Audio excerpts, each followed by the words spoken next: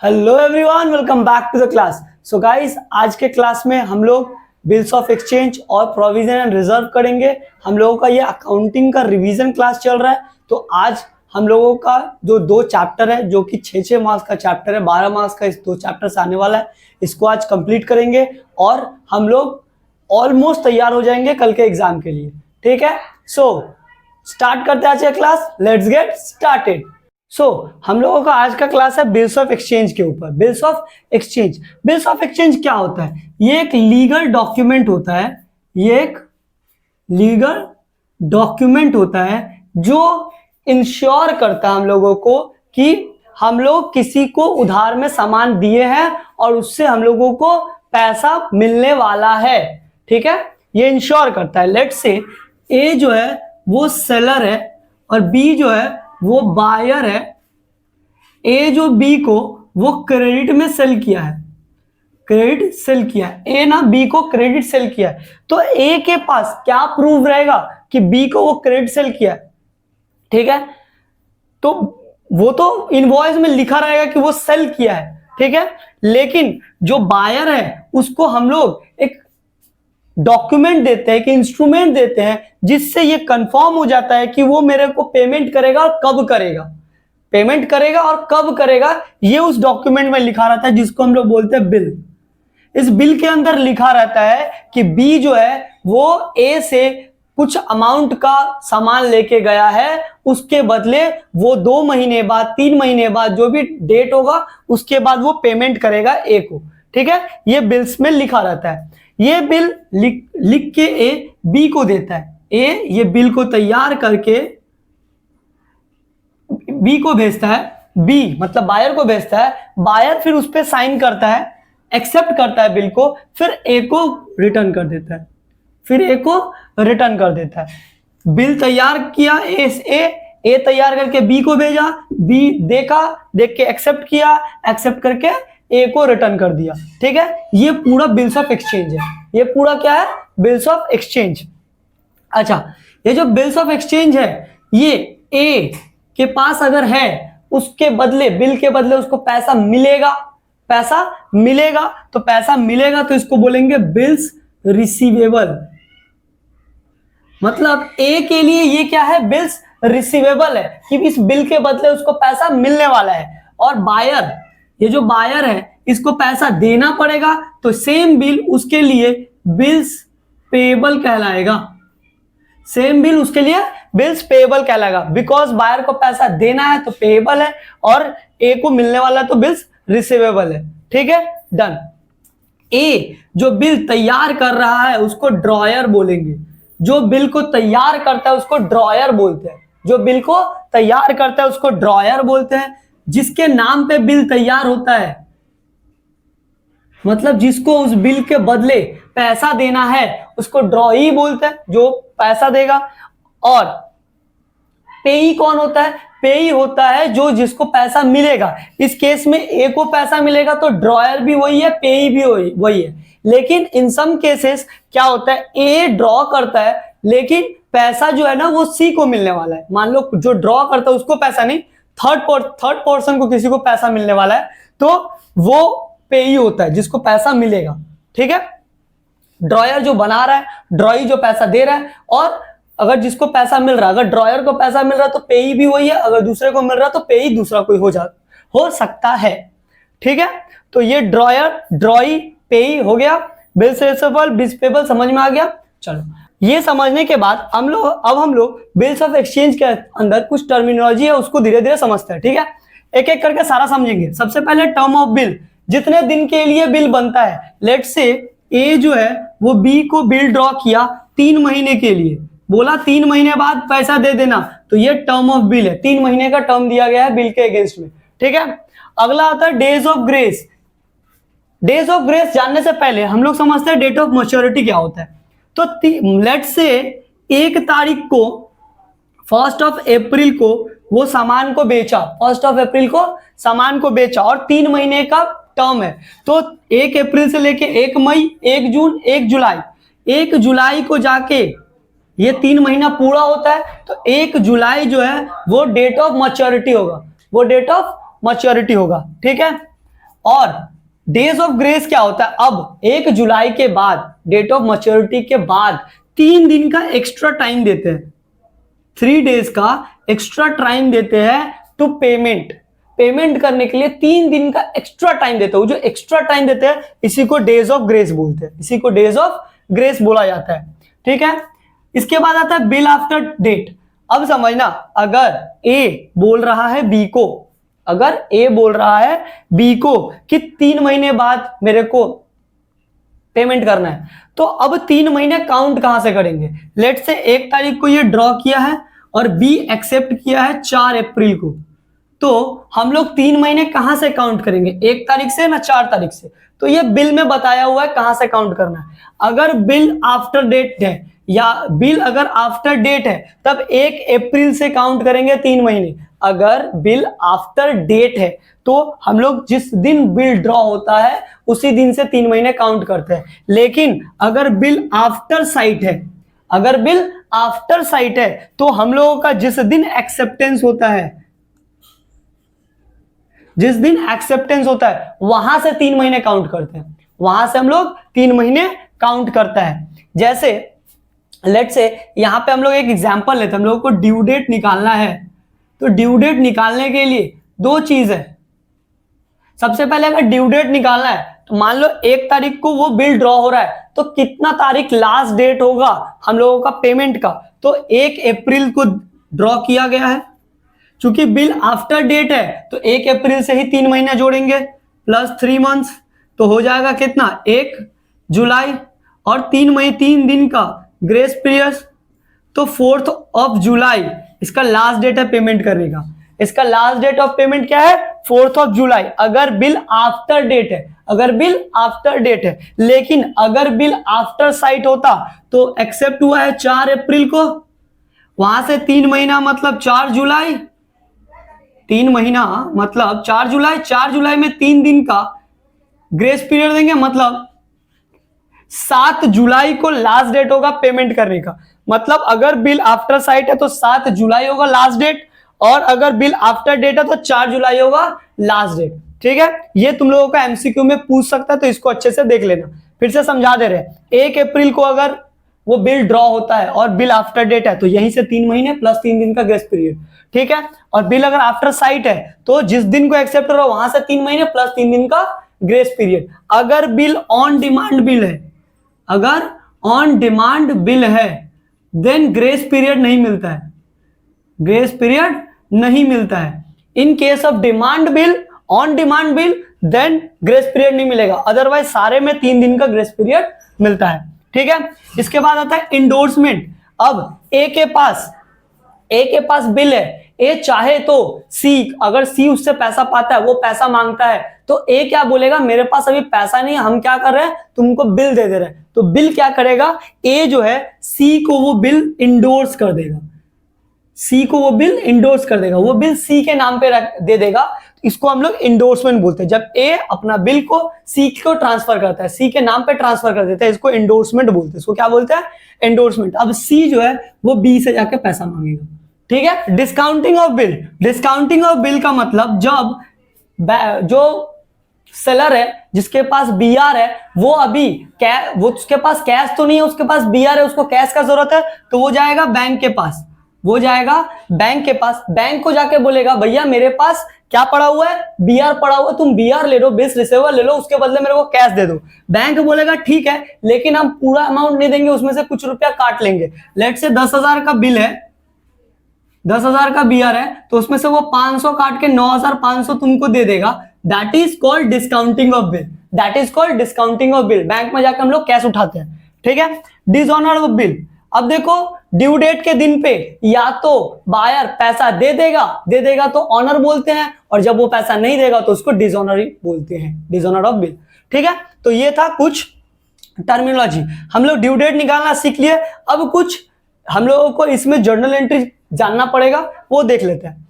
तो चलो इसके बाद हम लोग कुछ जर्नल एंट्री देखते हैं। इसके बाद हम लोग कुछ जर्नल एंट्री देखते हैं। सबसे पहला जर्नल एंट्री होता है बीआर का, जो सेलर के बुक में होगा। BR account debit, bills receivable account debit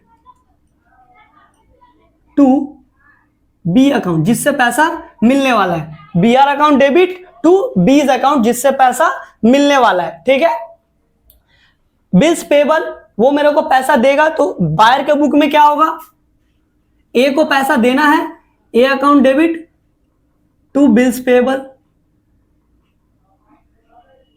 ठीक है, B R account debit to B's account, जो पैसा उसको मिलने वाला है ए के बुक में, बी के बुक में ए को पैसा देना है, तो A's account debit to bills payable. अच्छा, इसके बाद अगर हम लोग एंडोर्समेंट करते हैं, लेट्स से सी को एंडोर्स कर रहे हैं, तो यहां B R account to B था, अब हम लोग यहाँ 3 नंबर एंट्री मारेंगे एंडोर्समेंट का, कि भैया सी अकाउंट को हम लोग बी आर दे रहे हैं, सी अकाउंट डेबिट रिसीवर है टू बी आर अकाउंट। ठीक है, ये वाला जो इसको हम लोग इंडोर्स कर रहे हैं सी को, तो C account debit to B R account. जो मेरे पास बिल्स रिसीवेबल अकाउंट है, उसको हम लोग सी को क्या कर रहे हैं, इंडोर्स कर रहे हैं, that's why C account debit to B R account. जब हम लोग बैंक में जाकर डिस्काउंट करवाते हैं, तो मेरे पास बैंक में पैसा आ रहा है, bank account debit discounting of bill, इसका जो भी एक्स्ट्रा 9,500 रुपये मेरे को बैंक में आएगा, 500 रुपये मेरे को वो नहीं दिया, टू बी आर 10,000 का बिल था। ठीक है, तो जो भी डिस्काउंट होता है वो 500, बैंक अकाउंट में 9,500 और बी आर में 10,000, हम लोगों का बी आर कैंसिल हो गया। ठीक है, ये कुछ जर्नल एंट्रीज था डिस्काउंटिंग का, ये एंडोर्समेंट का, ये बिल रिसीवेबल और बिल्स पेबल का। ठीक है, इतना ही अभी हम लोगों को जानना है, इसके अलावा कुछ भी नहीं जानना है। ठीक है, तो बिल्स ऑफ एक्सचेंज के अंदर हम लोगों को इतना ही जान लेने से हम लोगों का बिल्स ऑफ एक्सचेंज में 6 में 6 आने का संभावना बहुत ज्यादा है। ठीक है, इसको बहुत अच्छे से प्रिपेयर करना। इसके बाद हम लोग प्रोविजन एंड रिजर्व देखते हैं। ठीक है, सो का अगला है provision and reserve. Provision and reserve होता क्या है? प्रोविजन एंड रिजर्व में हम लोग पढ़ेंगे, सबसे पहले प्रोविजन के बारे में देखते हैं कि प्रोविजन जो होता है ना, वो चार्ज अगेंस्ट प्रॉफिट होता है। प्रॉफिट के अगेंस्ट एक चार्ज होता है, जो हम लोग फॉर एंटिसिपेटेड लॉस या लाइबिलिटी के लिए चार्ज करते हैं। हम लोगों को पता है आने वाले टाइम पे कि लॉस होने वाला है या लाइबिलिटी कोई अराइज होने वाला है, पर कितना और कब ये नहीं पता है।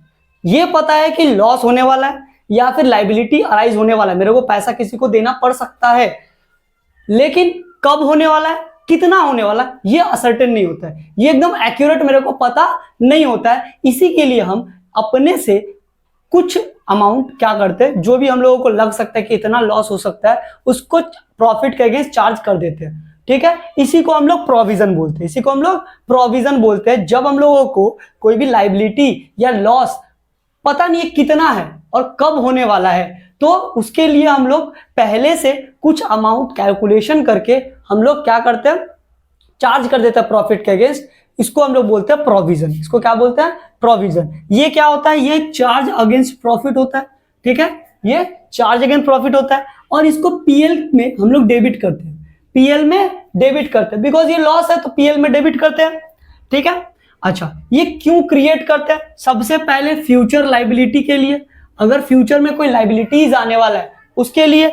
दूसरा, फ्यूचर में जो चार्जेस, लाइबिलिटी एंड चार्जेस जो लगने वाला है उसके लिए। दूसरा, valuation of fixed asset. Valuation of fixed asset का मतलब, अगर मान लो हम लोगों को फिक्स्ड असेट का वैल्यूएशन करना है, let's say we have building. ठीक है, बिल्डिंग 1 करोड़ का बिल्डिंग है। क्या ये 1 करोड़ का बिल्डिंग हरदम 1 करोड़ का ही रहेगा? नहीं, उस पर डेप्रिसिएशन लगेगा, उसका वैल्यू धीरे धीरे घटते चल जाएगा, धीरे धीरे उसका वैल्यू घटते चल जाएगा।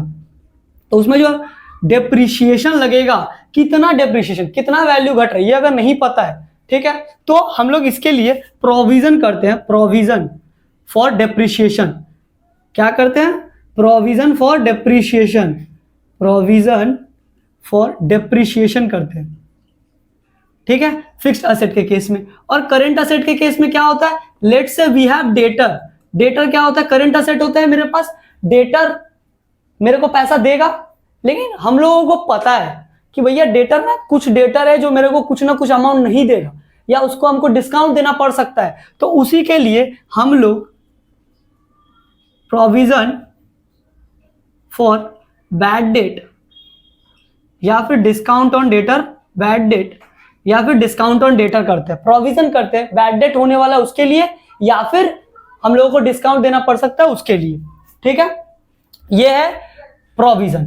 अब आता है रिजर्व के तरफ। रिजर्व क्या होता है? लेट्स से हम लोग 1,00,000 रुपए इस बार प्रॉफिट कमाए, तो अब हम लोग क्या करेंगे, 1,00,000 में सारा आपस में बांटने लेंगे, उसमें से कुछ अमाउंट क्या करेंगे, साइड करके रख देते हैं, ताकि आने वाले टाइम पे अगर ऐसा कोई अचानक से कोई लॉस हो जाता है तो उसमें हमको वो पैसा काम दे, वो पैसा काम दे। इसको हम लोग रिजर्व बोलते हैं। इसको हम लोग क्या बोलते हैं? रिजर्व। ये क्या होता है? ये अप्रोप्रिएशन ऑफ प्रॉफिट होता है। प्रॉफिट का अप्रोप्रिएशन होता है, प्रॉफिट से कुछ हिस्सा अलग करके रख दिया जाता है, प्रॉफिट का कुछ हिस्सा अलग करके रख दिया जाता है। It depend on profit. भैया प्रॉफिट ज्यादा होगा तो रिजर्व ज्यादा कर पाएंगे, अगर हम लोग का ज्यादा प्रॉफिट होगा उसमें से ज्यादा पैसा अलग करके रख सकते हैं। अगर हम लोगों के पास कम पैसा होगा तो हम लोगों को पैसा अलग भी तो ज्यादा नहीं कर सकते ना, तो इसलिए ये डिपेंड करता है प्रॉफिट पर। अगर ज्यादा प्रॉफिट होगा तो ज्यादा रिजर्व होगा, कम प्रॉफिट होगा तो कम रिजर्व होगा।